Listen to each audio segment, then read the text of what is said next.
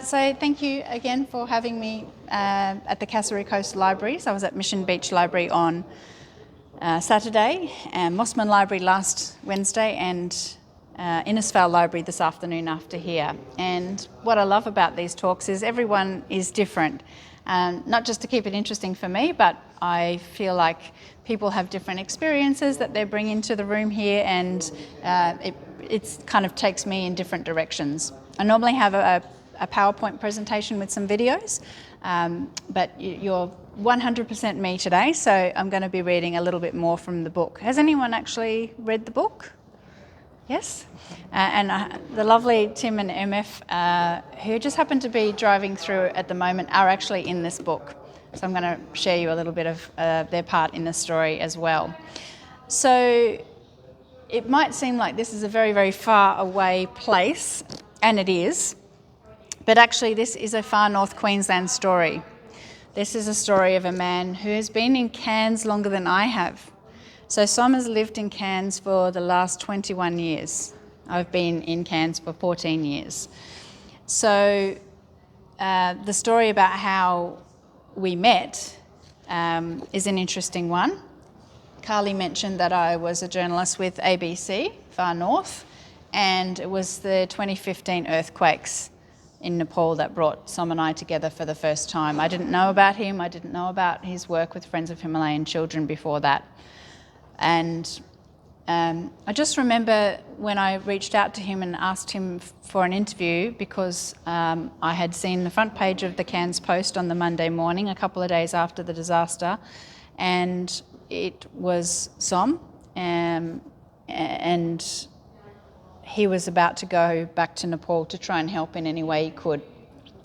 The Friends of Himalayan Children's hostel was damaged and unlivable. The school was destroyed. Many of the homes in the village were destroyed.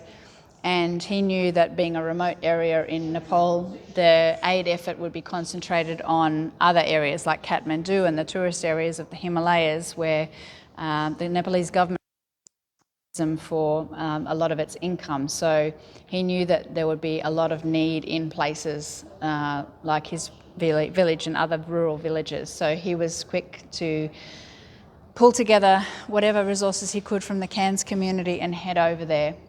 So I did a story with him, and he had just found out that he lost his brother. They were looking for him for a day or so, and then he got the news that he was dreading, which is that he'd been found and he had perished in the disaster, and he was one of 9,000 people killed in that disaster. So I was surprised when Som answered the phone so casually and said, please come around and do the interview. I think if I had lost a family member and my village had largely been destroyed, I don't think I'd be welcoming the media in the door, but he's a very open person, and I guess he saw it as an opportunity to get more community help to get aid over there. So we chatted, and a couple of days later he was on a plane with one of the volunteers to go and help. So I was interested I'd covered lots of natural disasters. Of course, Cardwell has been no stranger to the impacts of natural disasters. So in my reporting career, I've had a lot of experience of interviewing people at times of disaster, and I felt the same about this one. Even though it wasn't happening in my country, I could feel the pain and the need, and wanted to do what I could from my role as an ABC journalist to try and get support together. So I kept following Som as he went back and forth from Nepal that year, and then I got to know a little bit more about the work that he did with Friends of Himalayan Children. And I learnt that he was now helping families all over Batase and even beyond. There were families from other villages who were sending children to the hostel because they'd lost one or two parents in the earthquake, or economically they couldn't afford to send their children to school, and they found out about this organisation which gave a roof over their head, paid for school fees, uniforms, food, and they would be safe. So I was really interested in that. My motivation for becoming a journalist was all about social justice and equity and being a who didn't necessarily have one. So this really spoke to me. And then I found out a little bit more because Som is very humble. He doesn't share a lot about his own life and his own struggles. But I eventually found out that Som himself had been subject to slavery as a child in the pursuit of his own education. He had taken an offer to go to Kathmandu, which he thought was legitimate, to be settled with a family who he was told would love him and sent him to school. At that stage, the Batase school was only to grade 5. So imagine being a 10-year-old and saying, well, that's it, that's it for you for education. All of the opportunities that you would miss out if you only had an education to that level. So he wasn't happy with that. And so this offer to go to Kathmandu was quite attractive. So he didn't tell his parents he was going. He packed a bag and off he went. And he ended up being placed with this family and had a very different experience, which didn't involve going to school. He was cooking, he was cleaning, he was working from dawn till dusk. He was looking after the children of the family that he was with, and there was no time for his own education. When he finally got out of that situation, he'd always had a sense that things were different for boys and girls in his village as well, and he'd watched many girls disappear. And without actually knowing what was happening to them, he realised that that was not right. And when he went to Kathmandu, he could see a little bit more about what that was involving for young women. They were also being put in situations that were not ideal, and he learned that some of them were actually being trafficked to India to work in brothels. And he also felt that was really wrong. And he definitely didn't want that life for his sister, his younger sister. His older sister was already, she'd never got to go to school, she got married, she had children, and he was determined when he got out of that slavery situation that he wanted to invest in the education of his younger siblings. So he did that, but he had to fight very hard with his own parents for them to agree to send his sister Fulmaya to school, because it wasn't done.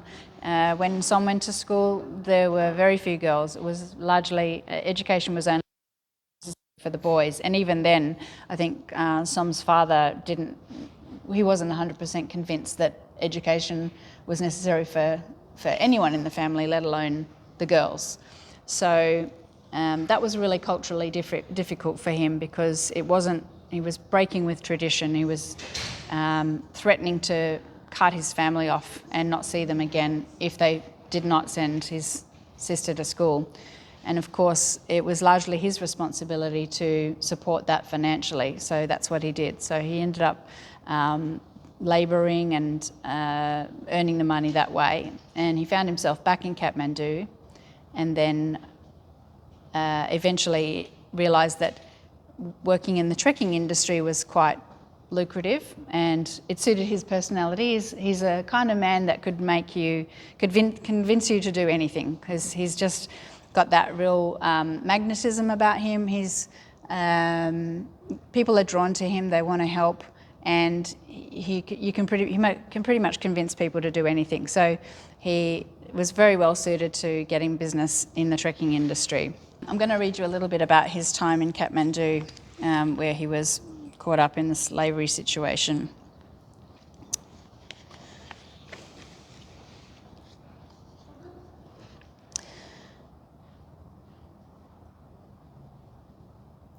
Okay. From that day, my village life became the city life of a child who was taken to Kathmandu. I was just there to help them cook, help them clean their house and wash their clothes. The family was very cruel. They told me I would not be using the same toilet as them because I came from the village, so I had to walk to the toilet elsewhere. I would then get into trouble because I would take my opportunity to be out of the house and out in the freedom, and I would come back late, and that led to a lot of problems and punishment. I was only allowed to eat leftovers or a cheaper version of rice. I had to sleep on the cold floor under the ladder. It was a very tiny space.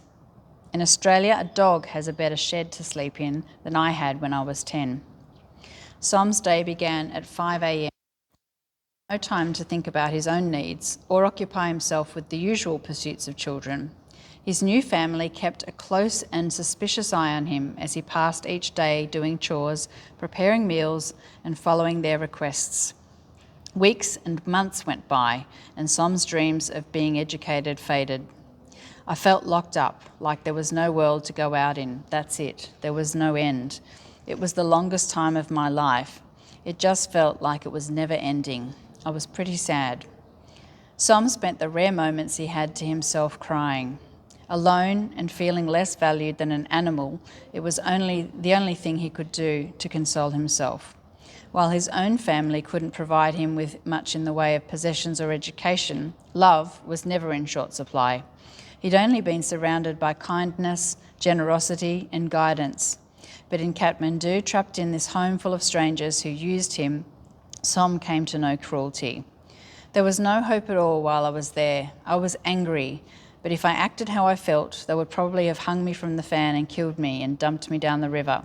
That's a fear you hold when you're in those houses, so you just have to be a good boy. That was the end of my hope of school in Kathmandu and being educated. I never received payment for the work I did. My payment was supposed to be going to school. I couldn't even just go to the shop to pick up bread or something in freedom, as I was always questioned, why are you so late? Now I realise those events all occurred for their security against me finding out more and learning different things. They feared losing me, so they just controlled everything as much as they could. So, pretty poor state of affairs. And thankfully he got out of that. He did actually, I'm not going to give too much away because I want you to read the book, but he managed to get his way back to Batase, by which time there was another sibling on the way, and I guess the weight of that responsibility as one of the older sons or older siblings, he felt that. So he said I think he tried to resume his education but gave up and thought, I'm probably better off trying to support my siblings to try and go to school as well. So back to Som's sister. So she eventually got to start going to school at age 11, and it really changed her life because in the village, the girl's role has been farm, to get married early, to have children, to support their in-laws and as they're growing older. And the idea of having a career or having a choice over how you spent your life after your early teenage years didn't really factor in.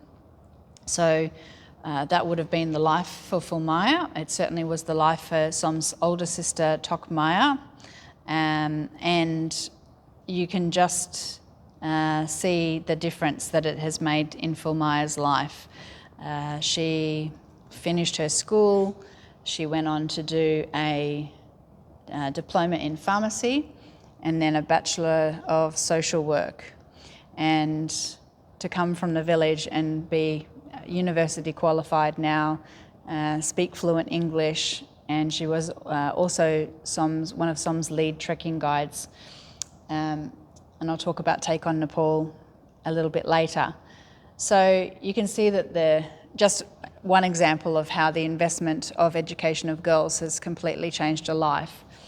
And Som's involvement in the trekking industry eventually led him to Australia, and you'll have to find out why by reading the book. But he couldn't let go of this idea that he wanted other children in the village to have their education. So he got to finish his education finally in Australia. It opened its doors to him, and he finished his education at TAFE, and then he went on to be the first person to have a university degree from his village at James Cook University. So he then set about going, well, what can I do to give back? And he started Friends of Himalayan Children as a way of supporting family members, and then he was supporting family members through his his own income that he was earning here, but he thought, I need to do this on a larger scale. The need is great. And Phil Meyer's friends and then others from the village were kind of wanting help as well. So he decided to start Friends of Himalayan Children. In 2017, 2007, it was registered in 2008. And ever since then, he has been relying on generous communities like ours in Far North Queensland to sponsor children, to provide donations. And it's resulted in the Friends of Himalayan Children hostel being built twice, because the first one was destroyed in the earthquake, and many, many children going to school that may have never had that opportunity. So I'll talk a little bit about my own experience here now, because I also wanted to help, beyond reporting about what Som was doing, going back and forth from Batase and raising funds for Friends of Himalayan Children. So having covered lots of natural disasters, I knew that there's always a lot of support at the time, but then other things happen, other disasters happen in other places, and it's not top of mind for people anymore. It certainly is for the people who live here and who are still struggling with insurance claims and trying to rebuild their lives and having the trauma associated with going through something like that. But I knew that the impacts of disaster are long lasting, so I always wanted to go and volunteer myself, but I thought I'm going to wait for a period of time to pass. We started sponsoring the first of 3 girls ourselves, and that has been a wonderful experience for the past 8 years. My husband said to me, let's sponsor the youngest girl who's available at the time, and it was Janisha, and she was 6 years old. So 18 months after the disaster, I found myself in Nepal volunteering at Batase School for a month. And at that stage, it was still a tin shed and dirt floors, and I had never seen such commitment to education in my life. The kids were up at 5, they're doing their chores, they're doing homework, they're farming, they're running, and they're then going to school from 10 till 4. They come back, they have a little playtime, but then they're back in the homework.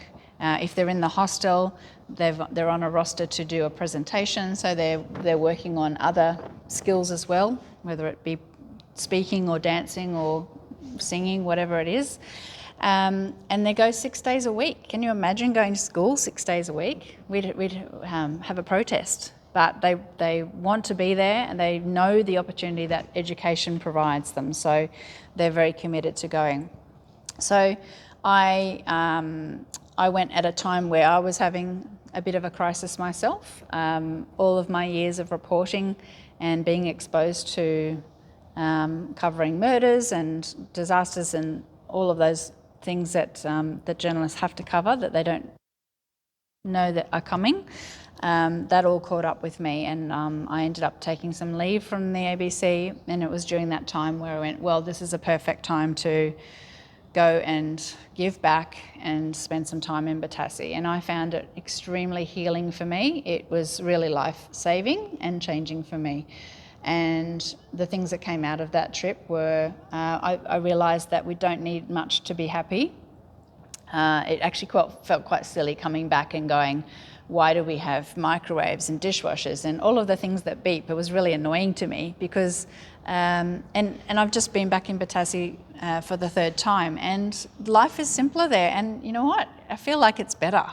We don't have all these trappings of our modern life here, and you adjust your day according to what's available to you, whether it's food or the weather's affecting things or whatnot, and it just works. So I think we have a lot to learn from simplifying our life. So I came back with that realisation. I also, happiness became a lot more important to me. And I thought, well, what's going to make me happy? Going back and working at the ABC? Probably not.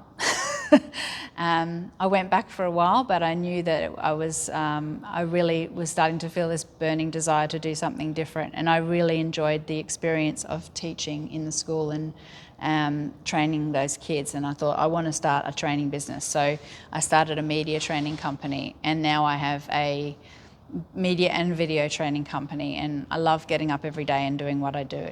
It's like journalism, but in a different way, in a way that I feel is really helpful, is giving empowerment to other people to tell their stories in their way, and has got me away from that trauma of reporting. So the volunteers, if you've never kind of thought about this or known about this,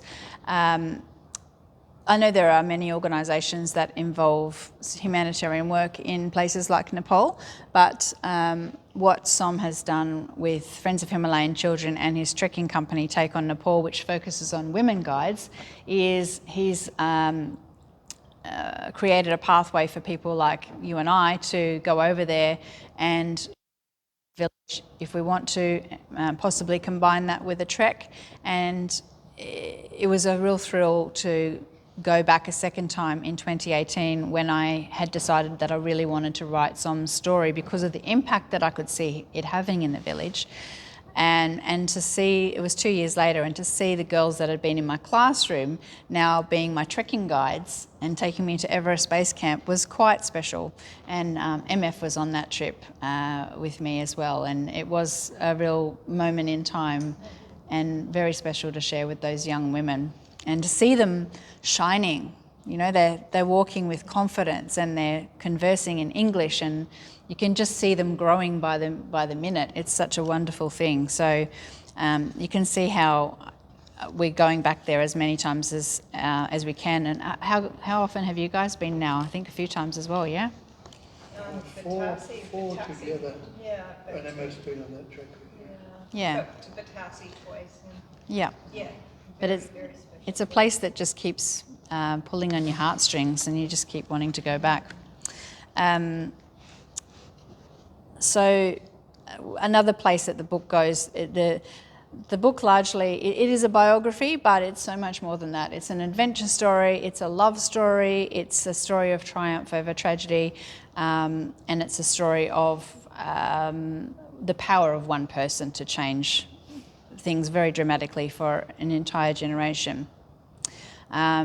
But a little thing called the coronavirus happened a few years ago, and it turned everything on its head. So as we have our special guests here today, Tim and MF, I thought I'd just read you a little bit about their last visit over there. That's the most recent one, yeah? So they'd gone over there to help train the guides. And I think you got that program was just completed when you had to leave. News about the coronavirus was getting closer to home. Australia already had its first case. A man who visited Wuhan tested positive to the respiratory illness after he returned to Victoria from China in late January. Within 3 weeks, there were cases everywhere in every Australian state and territory. And just as an aside, after I left the ABC, I went to work for the Cairns and Hinterland Hospital and Health Service in the communications team for a while. And I was there when the pandemic started. And I remember, because we had this little scribbled bit of paper about the first coronavirus cases in Australia as something that, you know, we might have to factor in and think about. And we still had that little piece of paper which had something like 11 cases nationally on there. Well, didn't that explode rather quickly? So we were soon talking about thousands and tens of thousands.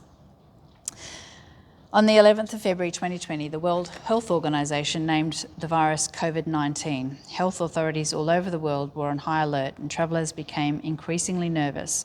A month later, the coronavirus was declared a global pandemic. Som and Susan were unsure what to do. A few Take on Nepal trekking clients, including Julius, who we referred to earlier in the book, started cancelling their trips. There were no concessions on offer from airlines, and many people still wanted to go ahead with the treks they had spent months training for. So, despite Susan's apprehensions, Som said goodbye to his family once again and left Australia on the 26th of February. Several Friends of Himalayan Children committee members and volunteers joined Som on the trip, including Tim Traherne, a retired outdoor education and leadership trainer. Tim had been on several previous treks in the Himalayas. He travelled from Cairns with his wife, seasoned trekker and former teacher Mary Frances de Jordan. They were accompanied by Tim's former colleague and student Marika Rogers and language specialist Angus McCall. The 4 trainers were excited to be sharing their knowledge and experience with 21 young people through Take on Nepal's first guide training course to be delivered in Batase. Many of the group, like Som's younger brother Dinesh, had already proved their worth as trekking leaders, but were keen to learn more about their industry from the Australian experts. The 10-day course was unlike anything Tim and his fellow trainers had delivered in Australia. The days were long for students. Morning started with a 10-kilometre run before breakfast. The guides completed farm chores following each day's lessons. The instructions on first aid, conflict resolution, risk management and communication were punctuated by the sounds of roosters crowing, animals wandering through the classroom, and the birth of 2 baby goats. On the one official day of rest, a Saturday, the village banded together to build a house for one of the guides, Som Tamang, and his younger siblings. And I had the pleasure of going to Anil's house on this last visit and him cooking us a meal. So it was beautiful, having written this in the book, to actually see the finished house and know that it was built by the community. And they get things done so quickly here, over there. There were lots of landslides a few weeks ago. You might have seen the catastrophic floods in Kathmandu, and I thought, I don't think we're going to be able to get back to Batase. And Som's sister Fulmaya assured me that it would be fine. And sure enough, they got in there and they repaired the roads and we were able to get back there. Anil was only 6 years old when he first met Som. His family was too poor to send food with him to school, so Som gave him biscuits, beaten rice and noodles to eat while he was back in the village. A few years later, Som made sure Anil could continue his education, giving him a place at his Tullamarine hostel when he finished his junior schooling in Batase. Anil's 4 younger siblings, 2 brothers and 2 sisters, were also taken in once the Friends of Himalayan Children hostel was built in Batase. Anil repaid the kindness shown to his family as a volunteer, cooking for visitors and helping to support the hostel children with their education. He felt enormous pride being employed as a guide with Take on Nepal alongside some of the young women who had been raised at the hostel. And now, post-book, Anil has become the president of Friends of Himalayan Children in Nepal. So it's a pretty nice journey for him. So I'm going to leave the rest of Tim and MS' story. You'll have to read that in the book. But they had to make a hasty exit from Nepal because basically the Australian government said, if you're not home by this time, you can't come. And of course, borders were shutting all over the world. So it was a pretty hairy time, I'm sure, not knowing whether you're going to get out or be stuck somewhere halfway or whatnot. So yeah, it seems like so long ago, but it had a lasting effect on so many people as well. I will wrap up so we've got time for questions, but I just wanted to say that this man has really inspired me to do more, to be more. I know he was a little self-conscious about me writing a biography about him, but when I started to explain that this was a vehicle for us to talk about the impact that it's had on things like child marriage and child trafficking from Batase. There's been no trafficking of girls in 10 years. And although some of the young women who I met as students are now married, they're getting married at 20 or 22 or 25 now. They're not getting married at 14. So impact in a generation that Som made by just going, I don't think this is right. I think girls should be able to go to school. I want to help grow the school, so it's now grade 10. So it was grade 5 when he went to school, it's now grade 10. And part of the reason I wanted to write this book was to amplify the work that he's doing and also to try and get the last 2 years of that school finished. So at the moment, if you've finished grade 10, your only choice is to go to a school at least a couple of hours away. So you have to move there so you can go there. And that involves the cost of accommodation and food and all of the things that come when you're not living at home. So there is some sponsorship for kids to go, but it becomes more expensive. But often families just go, well, that's it, that's the end of the road for you, and they don't get to continue their education. And it still makes them vulnerable to trafficking or getting married early.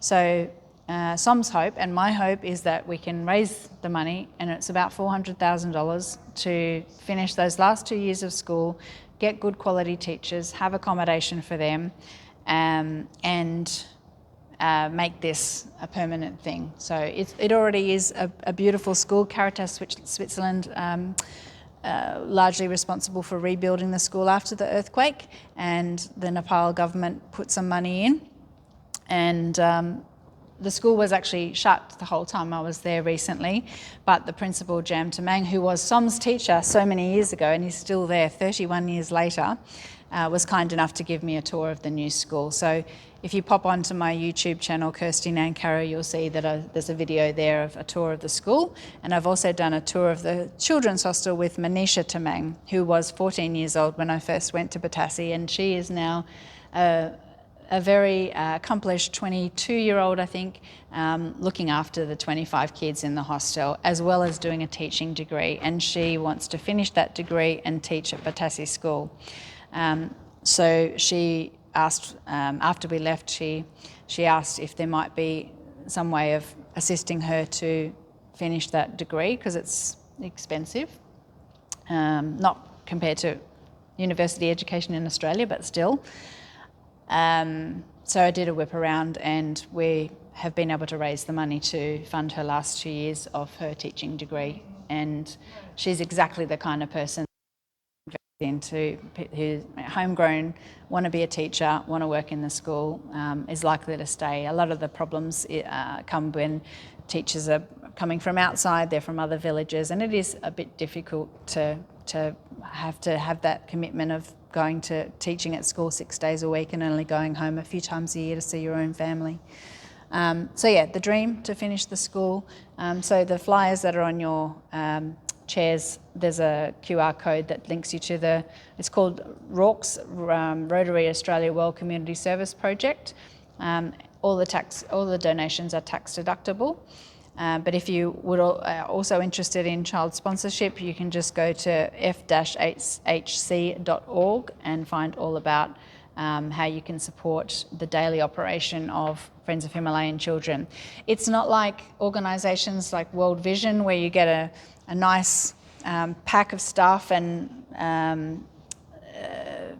brochures and things like that. It's a volunteer-run organisation. So I have to say they're not terribly good at communicating with sponsors, and I have had many conversations in the last few weeks where people have told me they've dropped off being sponsors because they couldn't keep up with knowing who their child was, or it had changed, or they'd left, or whatever, and they got frustrated. But what I will say, we've now sponsored 3 girls. It's the money 100% goes to where it needs to go. There are no overheads, which means there's no one to really administer the program in a way that would satisfy sponsors and donors with communication, because all of the money goes to the kids, essentially. It's going to food, school supplies, school fees and the like. So I have always been committed to supporting Friends of Himalayan Children because I know the money goes where it needs to go. They do have a monthly newsletter, and they're very good at social media. So I'm always seeing the kids online, on Facebook and Instagram, all of the celebrations they're having when the goods are distributed to the kids from the sponsorships. So I feel like I get enough from that.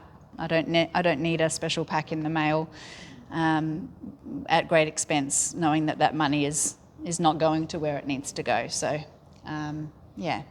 If you're interested, all of the details of Friends of Himalayan Children and Take on Nepal are also in the book as well. To hear your questions now.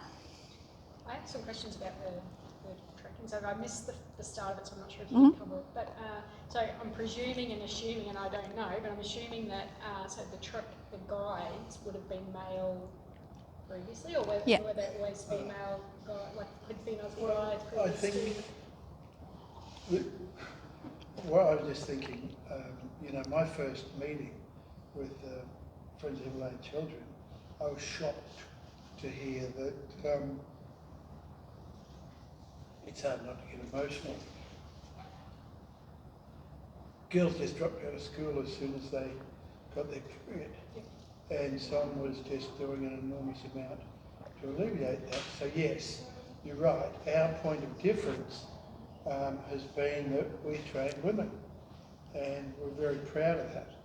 I'm just wondering, like culturally, was it Tough. something that, so it was something that was a male. It's a male-dominated industry. I think our trek was where it started with women. I think that was the very first. Yeah, that's from wondering if it was. And look, they were not guides in a full sense. We were a group, and we had women looking after a certain number of people in the group. So there were still male guides and porters as well, but it was a bit of a build-up of skills to the point where there are women who are actually taking clients on their own and doing things. Yeah.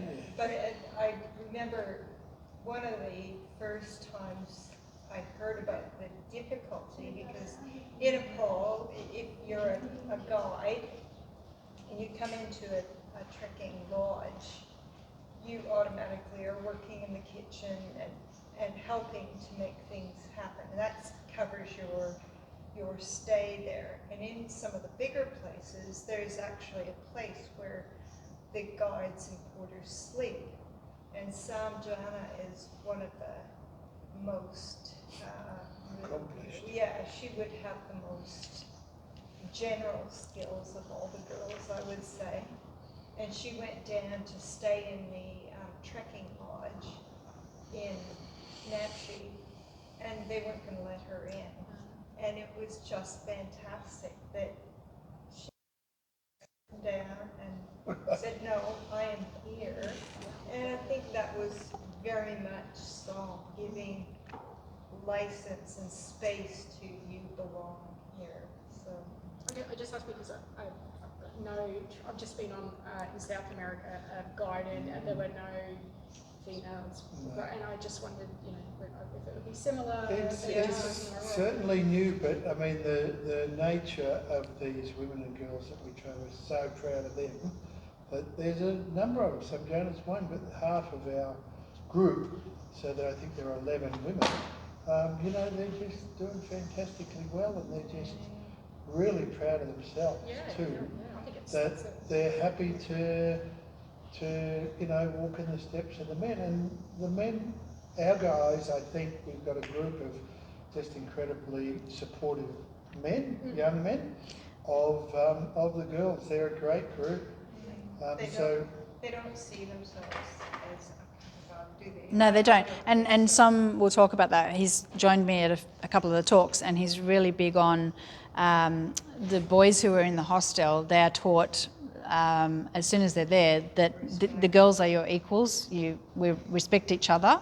There's no you do this and I don't do that, and it's equal. That's how they're brought up in the hostel, and that's what shows on the treks. There's a level of respect. So it's now. That is very different, isn't it? What's that? They're paid the same. Yeah, they're paid the same. And you occasionally hear somebody, particularly Westerners, go, girls shouldn't be carrying heavy bags. But if you see these women in the village, from being young girls to old women, they are carrying these baskets of grass a couple of times a day that are probably their own body weight. And they think carrying a pack is a breeze, especially with the economic benefit that comes with that. So they're able to support their families and I think also, Take on Nepal has been a role model for other trekking companies. Like they see us now in the hills and go. And it is very common. So Take on Nepal, I think, were among the first to do it, to bring girls in. But now, even over there, I notice a lot of trekking companies are advertising women-guided treks because they realise that's what tourists want, particularly women going over there for treks. They're like, we want to actually be part of the solution. So it's becoming a very popular thing for companies to have women guides now. So again, that's something that Som, through his initiative, has changed in Nepal. I think actually Som, he was willing to challenge a lot of things that were accepted. And I know even his parents were not very keen about some of the kids that were brought into the hostel because they came from the class of the untouchables. And Som's mum is just the most beautiful person you could imagine. But growing up uneducated in a small village, and that's the way she was like, you can't have these kids. Well, there's a level of superstition around it as well. So many things. And it was beautiful because after the kids were there for a while and more kids had come and go, she couldn't work out who was who in the zoo. So it was like, maybe they are all okay. Yeah. And Bishnay was there the whole time we were there this time, and he's a young man now. He's just in his last year of school, and he's one of the kids that would not have been accepted in other scenarios, in other settings, but he's an equal. Yep. Mm-hmm. Yeah. With the most beautiful voice. Yes. Yeah. Yeah. Any other questions? So Kirsty, what do you, in the time you've been going, what do you think you've seen as the major changes? I mean, in Nepal, not just the village. I think the elevation of women has definitely been on the right path. I mean, they change governments like they change toilet paper. So it really does depend who's in as to how things are going for women. But I think they're definitely going in the right direction. As I said, there's now other trekking companies that focus on women, so that's good. I know in the coronavirus there was a real fear that, because schools were shut for quite a while in many places, and Friends of Himalayan Children kept the education going at the hostel, so the kids didn't fall behind, but that wasn't probably places in Nepal, and there was a concern that that would then again open that avenue for trafficking again. So that has been a bit of a road bump. But I think largely things are improving. I actually had Sherbadur Tamang, who was the education minister in the previous government, come to my talk in the Australian Embassy in Nepal, and he actually helped get $50,000 for the school in the last few years. So I think there's a bit more awareness and investment of the Nepalese government in education. So look, I think things are heading in the right direction. There's always more to do. Statistic, and both of you helped me, the amount of women trafficking in the last forever has been horrendous. It's just shocking.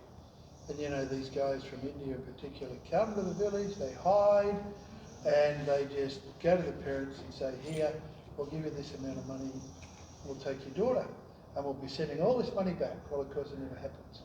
They end up in servitude in India.